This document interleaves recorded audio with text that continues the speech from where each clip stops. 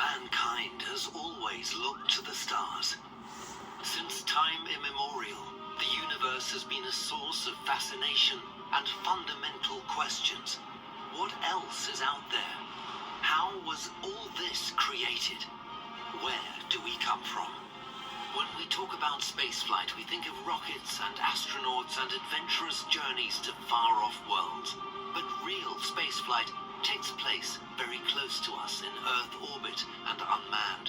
Well over 1,000 satellites are circling our planet, providing pictures and information faster and with greater precision than ever before. Without satellites, life in our modern world would be inconceivable. Presenting a view of the Earth from space, guiding data flows through orbiting, providing mankind with information. These are the true achievements of spaceflight.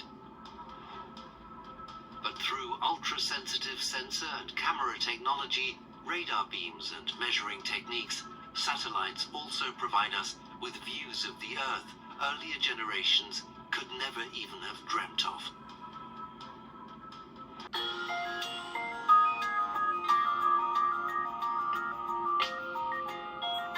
Being able to use space to help better connect us on Earth. Satellite communication first allowed us to communicate over huge geographical distances through transmit.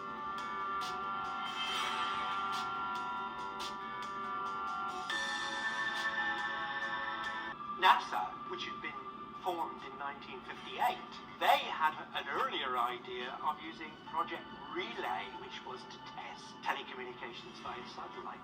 And the British Post Office were talking to NASA about experimenting with Project Relay. The American Telephone and Telegraph Company, in their labs, had been working on a project called TSX, which subsequently they were going to launch Telstar before Relay. And this operation, July 1962, of television across the Atlantic and telephone calls. As time progressed, of course, it went on to data communications and then the internet. So satellite communication Europe.